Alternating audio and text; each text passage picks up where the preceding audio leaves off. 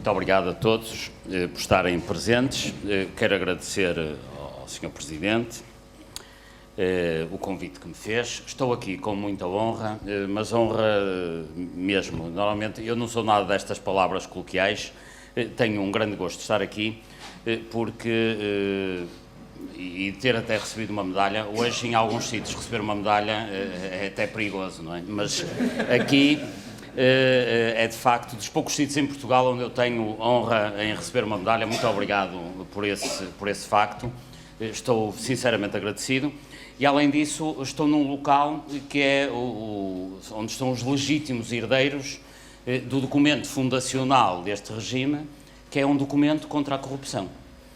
Se bem se lembram, se calhar alguns já não se recordam, e digamos esta é a parte mais simpática da minha intervenção, depois terei umas partes menos simpáticas, porque vamos falar de assuntos menos interessantes.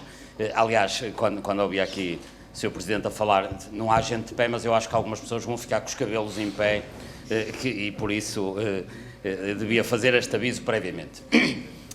Mas, dizia eu, no programa do MFA, que todos se lembrarão, justamente nas medidas imediatas, uma delas, a linha K, enfim, não se lembra de cor, como é evidente, é o combate à corrupção. Medidas de combate à corrupção e à especulação, para quem se recorda disso. E por isso, este regime nasceu com os Capitães de Abril, com o movimento das Forças Armadas, de que os senhores são os primeiros herdeiros, somos todos, mas enfim, os seus serão os primeiros, também para combater a corrupção.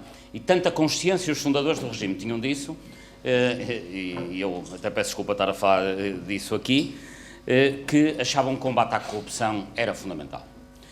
E nessa matéria o regime falhou rotundamente, não podia ser pior. Ontem mesmo, penso que terão observado nas notícias, saiu o índice de percepção da corrupção, que é publicado em todo o mundo, e os resultados de Portugal são desastrosos. Mas são desastrosos não é este ano, já era um ano passado. Aliás, este tipo de indicadores internacionais, como a mortalidade infantil, o desenvolvimento, não mudam de ano para ano, portanto é ao longo de 5 anos, 10 anos, mas o que é facto é que nós ocupamos um vergonhosíssimo 33º lugar, com um score de 63, que é uma positiva baixa, enfim, quer dizer que somos os piores do mundo desenvolvido, mas com esta particularidade, estamos em 33º lugar, em termos da União Europeia, da atual União Europeia, com o contexto atual. Atrás de nós temos países de leste, como a Bulgária, enfim, como a Roménia, por aí, países destes, e para além dos países de leste temos a Itália, que ainda hoje tem uma grande influência da máfia sobre a própria administração pública, e a Grécia, que está um país, em termos do seu Estado, bastante desestruturado. Portanto, o cartão de visita que Portugal tem, que o Estado português tem em termos de corrupção, é dizer: somos melhores que Itália, onde há máfia, e somos melhor que a Grécia, que está completamente desestruturado. É isto que os nossos governantes devem dizer lá fora, nas reuniões sobre corrupção, com grande orgulho. 33º lugar. E dir-me-ão, mas isto foi sempre assim? Não, o problema é que isto agravou-se. Nós em 2000 ocupávamos neste ranking o 23º lugar, em 2010, para analisar essa década, estávamos em 32º lugar. O que quer dizer que, de facto, em 10 anos, nós descemos cerca de 10 lugares no que são os indicadores de corrupção. Estes são os dados objetivos de quem analisa a realidade dos países a partir do exterior. Bom, como é que nós chegamos aqui? Chegamos aqui e chegamos à crise, porque, atenção, o CPI, o Índice de Percepção da Corrupção, não é um dado em si, é um indicador. É como um termómetro mede a febre, não mede a doença. O CPI é o termómetro que diz que nós estamos muito doentes. Mas a doença chama-se claramente corrupção, e em particular corrupção feita no Orçamento de Estado e feita na administração local. E eu, a primeira marca que gostava de deixar nesta minha conversa é que tudo aquilo que andam por aí a dizer, de que os portugueses andaram, que aliás até já me incomoda a frase, que os portugueses andaram a viver acima das suas possibilidades, e então que faça esse pecado tem que expiar isso com austeridade. Portanto, seria a forma de expiar o grande pecado que foi andar a viver à custa das suas possibilidades. Isso são duas rotundas mentiras. No meu ponto de vista, nem os portugueses andaram a viver à custa acima das suas possibilidades, nem a austeridade é um caminho sem alternativa. E já passarei a dizer porquê. De facto, a nossa crise atual tem duas dimensões: a dimensão da dívida pública e a dimensão da dívida privada. Pois, na dívida privada, porque vou já falar da dívida pública com mais detalhe, na dívida privada, e penso que o professor Pedro Binho também irá focar este aspecto, quando a crise começa, 70% da dívida privada era dívida imobiliária, que resultou da especulação imobiliária feita ao longo do país por essa tríade verdadeiramente mafiosa, que são promotores imobiliários, autarcas e banqueiros, ou os seus representantes, naturalmente.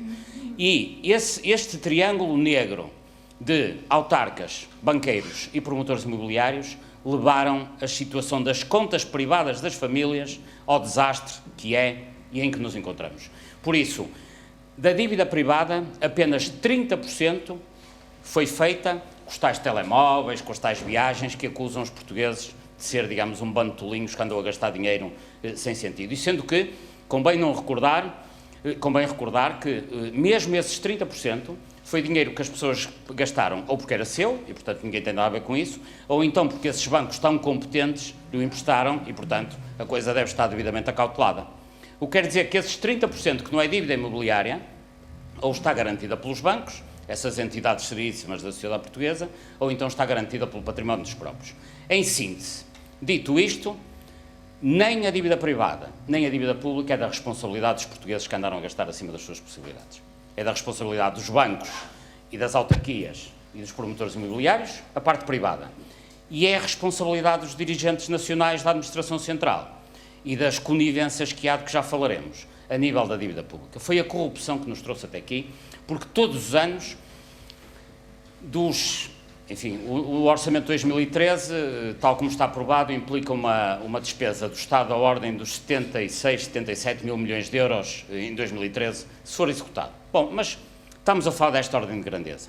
Pois todos os anos, em 2013, em 2012, e o problema continua, e continuará, mas vem há 20 anos esta parte, há uma parte significativa desse dinheiro que é transferido do Orçamento de Estado para os grupos económicos com a conivência daquelas pessoas que estão na política a fazer negócios, que são de facto pessoas que são corruptas, na medida em que utilizam um poder que lhes foi delegado para benefício próprio ou dos seus amigos e dos seus grupos. Isto é a melhor definição de corrupção que existe, é esta, dada pelo Parlamento inglês já há bons anos. Corrupção é a utilização de um poder delegado para benefício próprio ou do grupo a que as pessoas pertencem e, portanto, esses cavalheiros que estão na política a fazer negócios conseguem todos os anos transferir, e estou a ser benevolente, 5, 6, 7% do dinheiro do orçamento para esses grupos de corrupção direta, nem vou falar da indireta. Vamos a exemplos para concretizar isto. Bem, estaríamos aqui até às 6 da manhã e, portanto, só tenho 20 minutos. Expo 98.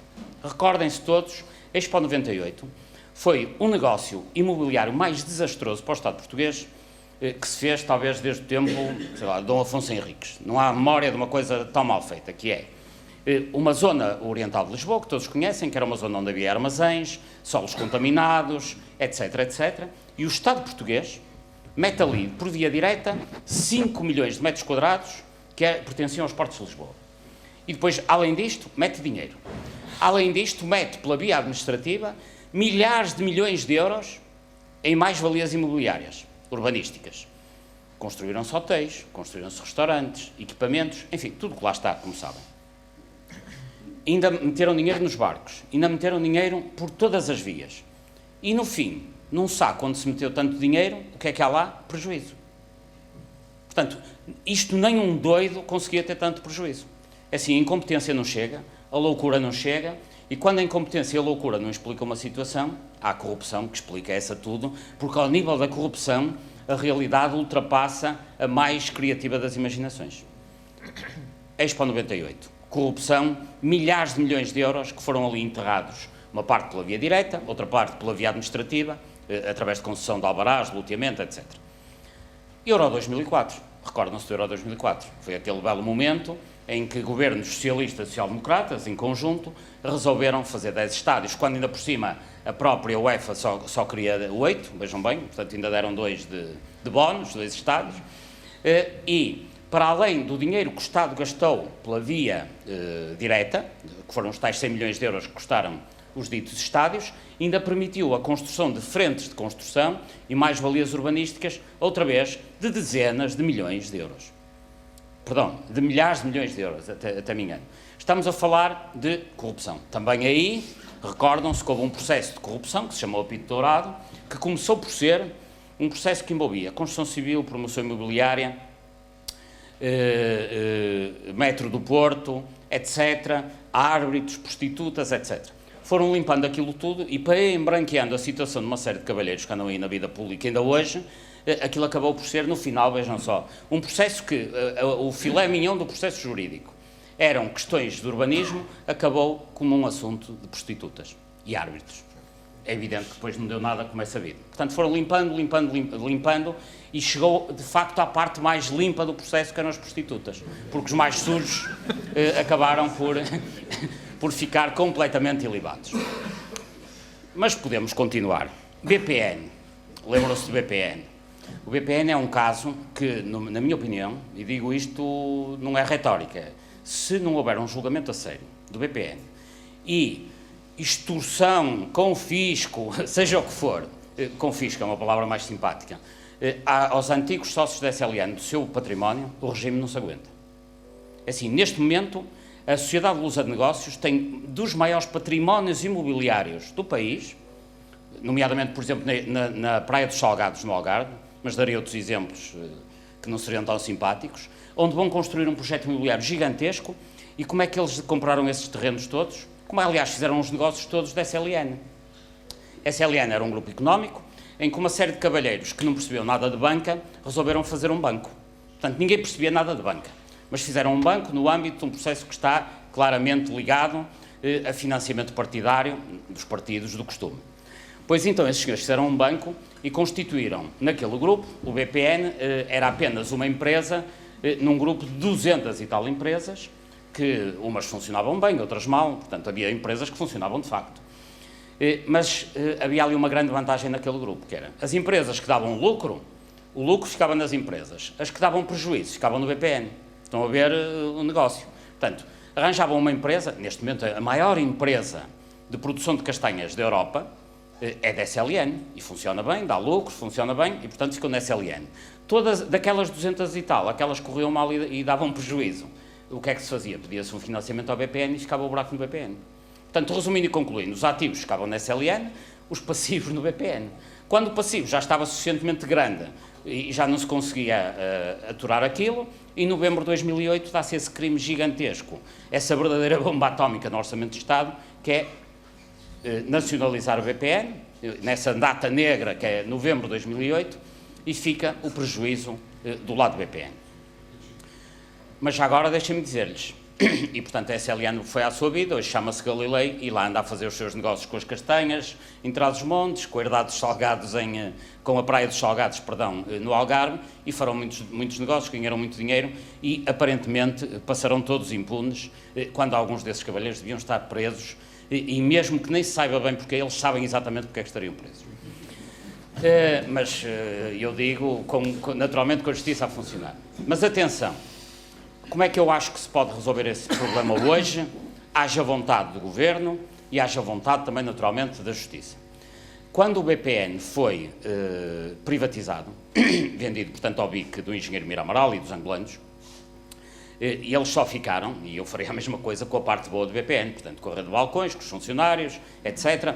Compraram barato, mas enfim, isso é outra história, que é um detalhe para isto que eu vou dizer, mas os ativos tóxicos e, sobretudo, as grandes vigarices do BPN ficaram num bad bank, que se chama Parvalor, que é um banco do Estado português, que está ali, é um edifício na Avenida José Malhoa, quem quiser pode passar lá e ver, e o que é que está lá? Está todas aquelas vigarices que foram feitas no tempo do BPN. E que vigarices foram feitas? Foram financiamentos imobiliários a projetos que nunca se fizeram. E sabia que nunca se iam fazer. Qual era o truque? Era um promotor imobiliário que compra um terreno agrícola, vai ali à Câmara, não interessa de onde, isto fez por todo o país, e transforma o terreno agrícola num terreno com grande capacidade construtiva, com grande, chama-se coeficiente de ocupação de solo, e depois faz um projeto, vai a um gabinete de arquitetos e manda fazer um projeto, e de engenheiros. E pega naquilo tudo, vai ao BPN. Então o terreno que tinha custado 100, pela via da valorização na Câmara, passou a valer 1000. O projeto vale 4000. Pedem um financiamento de 3.500 e o que é que deixam como garantia? Um terreno que vale 100. O BPN está cheio disto. São 2, tal mil milhões de euros de brincadeiras deste género, em que deram garantias 40 vezes inferior ao valor do financiamento. E isto para além de muitas situações em que o BPN chegava ao ponto de financiar o mesmo bem várias vezes, com documentos falsificados, etc, etc. Isto está lá, portanto, se eu tenho conhecimento disto, como devem imaginar, o governo português também tem, alguma da justiça também tem, ainda por cima o governo português tem, porque, como sabem também, apesar de mudarem os governos, há muita gente nas finanças que são sempre as mesmas pessoas. Vão por lá ficando. Aliás, a atual secretária de Estado do Tesouro trabalhava no governo socialista. Ficam a saber isso, caso não soubessem. A doutora Maria Luísa Albuquerque trabalhava com o secretário de Estado socialista e, curiosamente, quando chegou agora ao governo, quem é que ela levou para chefe de gabinete? A mulher desse secretário de Estado com quem ela trabalhava. E, portanto, naturalmente, há ali uma série de pessoas nas finanças que vão conhecer bem esses dossiês. Têm uma vantagem, conhecem bem os dossiês. Têm uma desvantagem, é que não querem falar deles. Esse é que é o grande problema. E, por isso, BPN. Bom, e eu tinha aqui tantos exemplos, mas há um que não posso deixar passar em claro, que é o problema das parcerias público-privadas, de que tanto se fala. Teria muitos outros exemplos, poderemos falar no debate se entenderem, mas as parcerias público-privadas são elas também mais uma bomba atómica nas finanças públicas, que vem, a primeira delas é do tempo do Dr. Cavaco Silva enquanto Primeiro-Ministro, feita na altura e concebida pelo engenheiro Ferreira do Amaral. Recordar-se-ão todos que na altura a Ponte Vasco da Gama foi a primeira parceria público-privada, na altura não se chamava assim, se chamava-se Project Finance, era um nome mais sofisticado, e a construção da Ponte Vasco da Gama na altura foi vendida à opinião pública portuguesa como sendo um projeto que tinha que ser privado porque o Estado não tinha dinheiro para fazer a ponte. Foi assim que toda a gente entendeu o assunto. Pois, a ponte, a preços da época, custava 870 e tal, cerca de 900 milhões de euros. Os privados entraram com 200 milhões. Portanto, os privados que iam resolver o problema dos 900 milhões, resolveram o problema com 23% do investimento. Então, onde é que foram buscar o resto? Já estão a ver, a nós todos. Onde é que foram buscar o restante? Às portagens da Ponte 25 de Abril, que começaram a receber, ainda não tinham colocado um tijolo, ou não sei lá o que é que se coloca para fazer uma ponte, e já estavam a receber as portagens da 25 de Abril, foram buscar dinheiro à Europa a fundo perdido, fundos europeus, e além de um financiamento do Banco Europeu de Investimentos, obviamente avalizado pelo Estado português. Portanto, os senhores privados fizeram o grande favor de, com 23%, ficarem com a Ponte Vasco da Gama, com a Ponte 25 de Abril, com o exclusivo, durante uma geração, das travessias rodoviárias sobre o Tejo.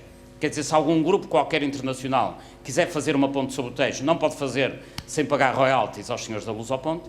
Isto foi concebido pelo senhor engenheiro Ferreira do Amaral, que, não por acaso, é hoje o presidente da Lusoponte. Portanto, esteve ali a preparar o negócio de que mais tarde iria colher. Mas, aliás, não é só ele. Assim, os vários ministros das obras públicas. Ferreira do Amaral no tempo de Cavaco. Quem é que veio no tempo de Guterres? Jorge Coelho. Onde é que ele está? Presidente executivo da Motengil, que é a maior empresa detentora de parcerias público-privadas.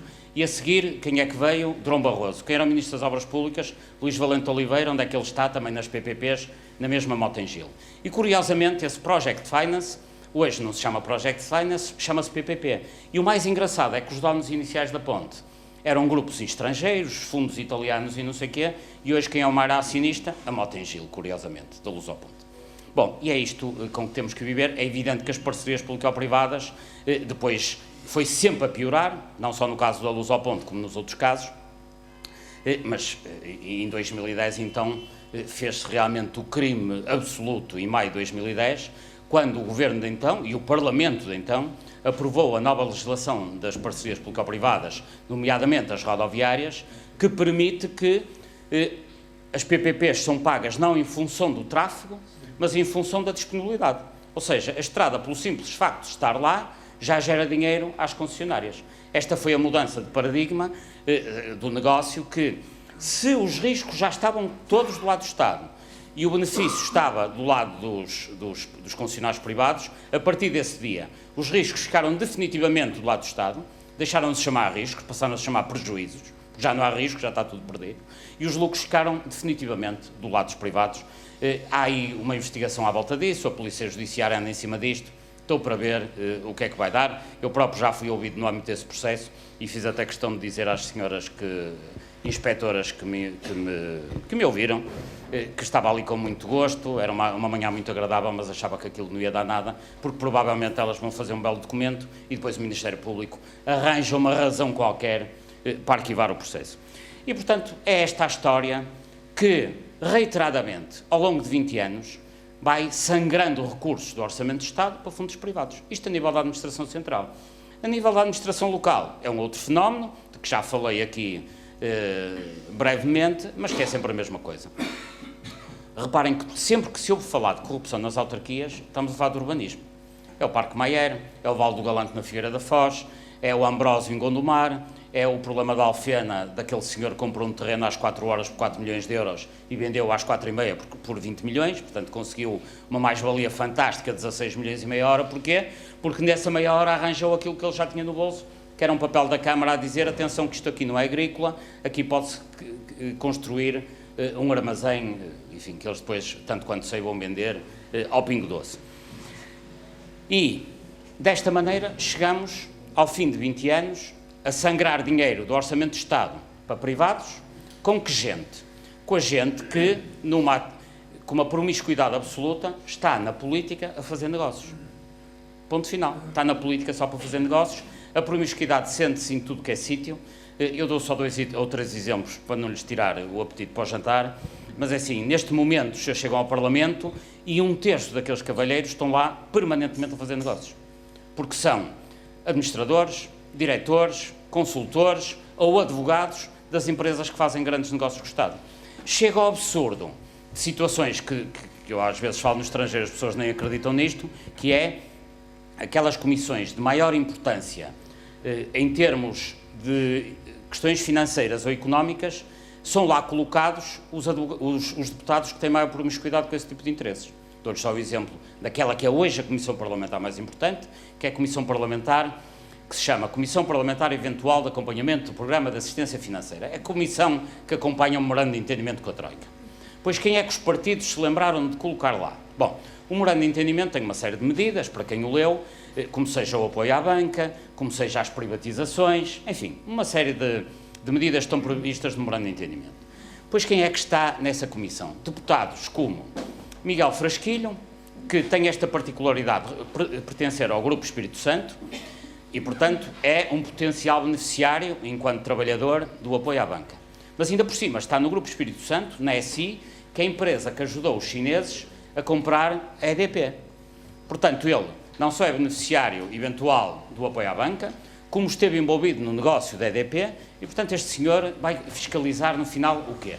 Os negócios em que ele próprio esteve envolvido. Mas não fica, obviamente, por aqui. O senhor deputado Adolfo Mesquita Nunes é advogado da Sociedade Moraes Leitão Galvão Teles Soares da Silva e Associados, que todos conhecerão, é ali junto ao RITS, que é uma sociedade que, por coincidência, é a Sociedade de Advogados de Referência da EDP.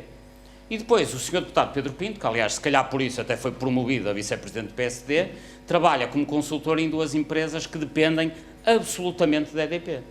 Portanto, aquilo não se devia-se chamar, não era a Comissão de Acompanhamento do Programa de Assistência Financeira, é a Comissão da EDP acompanhar o Programa de Assistência Financeira. E assim sucessivamente. É claro que há casos que já atingem a loucura, que é uma área que lhes é, aliás, penso que bastante sensível, que é, não sei se já repararam, que os senhores presidentes das Comissões Parlamentares de Defesa são todos do mesmo escritório de advogados. O atual presidente é o senhor deputado José Matos Correia, que pertence à sociedade do Dr. Rui Pena. E quem era o anterior presidente da Comissão Parlamentar de Defesa? O Dr. José Luís Arnaud, que trabalha em escritório, no escritório do Dr. Rui Pena, que por sua vez ele próprio foi Ministro da Defesa, na altura em que se compraram os submarinos. Portanto, isto acho que já é demais, quer dizer, não há sociedade que aguente um nível de promiscuidade tão intensa. É claro que a promiscuidade não se sente só no Parlamento. Vai, se for preciso, vai ao insuspeito Banco de Portugal. O Banco de Portugal, que tem um governador, administradores, etc., e tem um Conselho Superior que fiscaliza a atividade do Banco de Portugal. Quem é que está nesse Conselho Superior? O Sr. Almerino Marques, que pertence ao Grupo BES e está a fiscalizar o Banco de Portugal. O António de Sousa, que foi Presidente da Associação Portuguesa de Bancos, portanto, representante da banca privada, está a fiscalizar o Banco de Portugal. E quando nós achamos que o Banco de Portugal é que fiscaliza a atividade privada, afinal não, são os privados que estão a fiscalizar a atividade do Banco de Portugal a fiscalizar os privados. Portanto, isto não funciona, obviamente, e a independência é evidentemente nenhuma.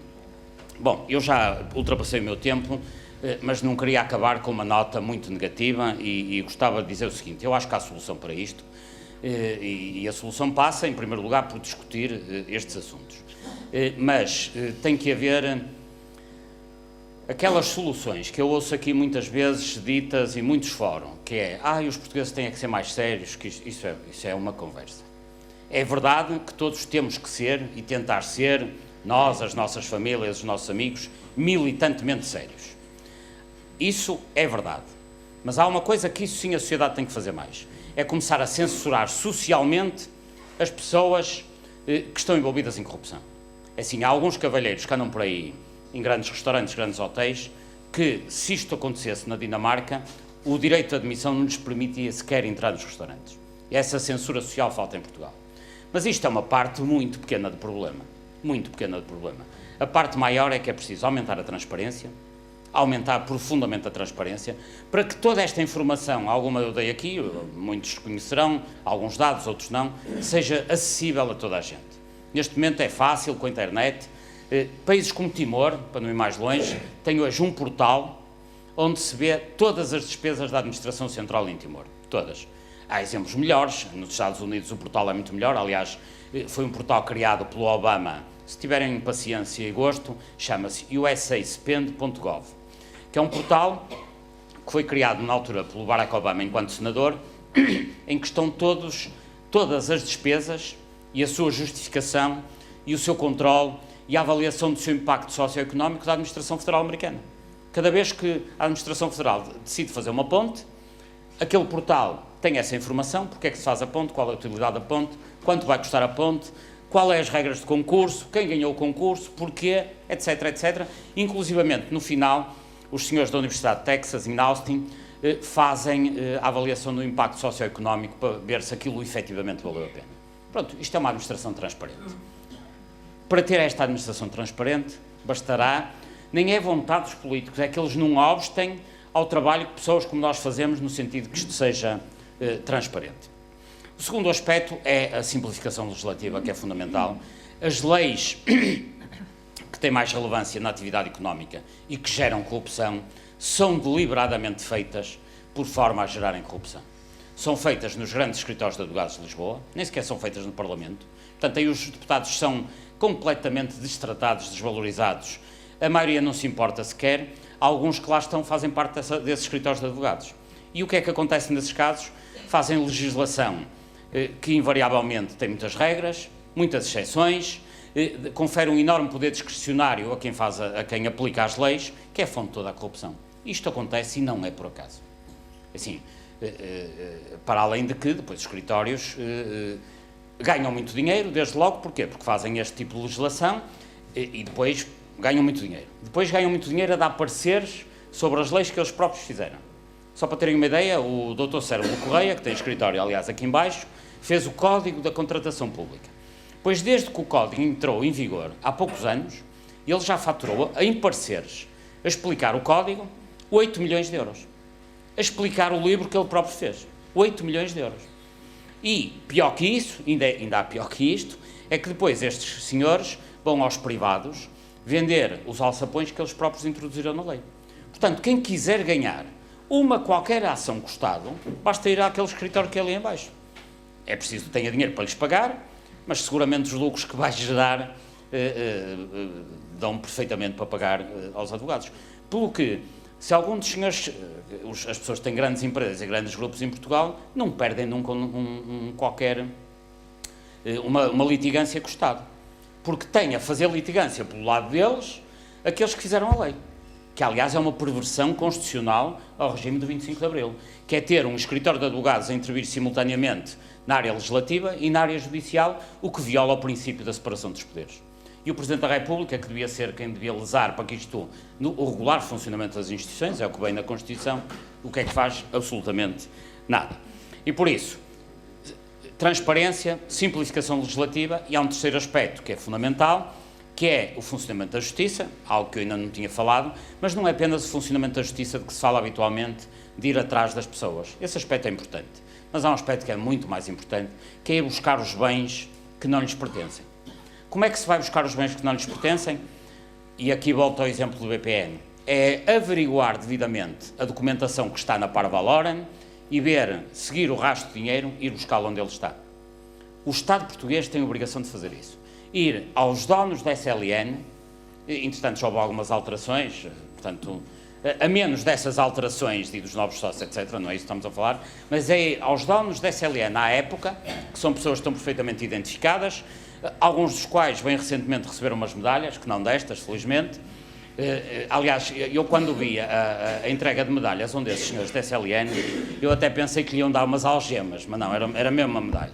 E, portanto, a esses senhores, e lhes confiscar o dinheiro que eles têm, nomeadamente no Luxemburgo, sobretudo no Luxemburgo.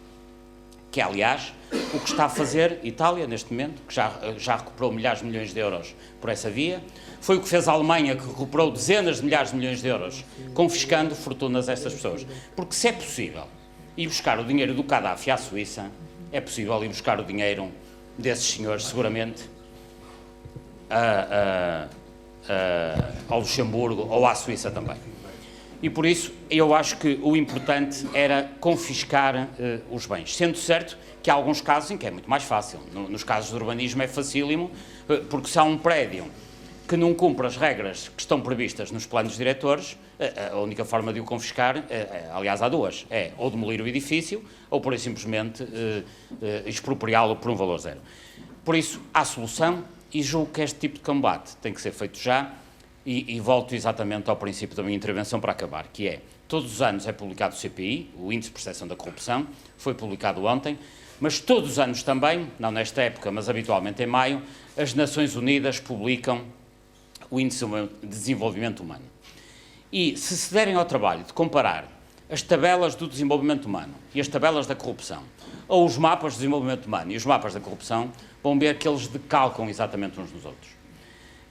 Vê-se a olho nu, mas mesmo que não se visse, já há muitos trabalhos académicos, aliás um dos quais eu participei também, que mostram que há uma correlação negativa, fazendo aqui apelo à minha matemática, há uma correlação negativa forte entre corrupção e desenvolvimento, ou seja, a corrupção desenvolve-se ao contrário do desenvolvimento. Pelo que, se não há países corruptos desenvolvidos, nem há países desenvolvidos corruptos, nós sabemos que se na próxima geração queremos ter algum desenvolvimento, temos que combater a corrupção. E só combatendo a corrupção, combatemos também a crise em que estamos. Porque se foi a corrupção que gerou a crise, a única forma de evitar a crise é combater a corrupção.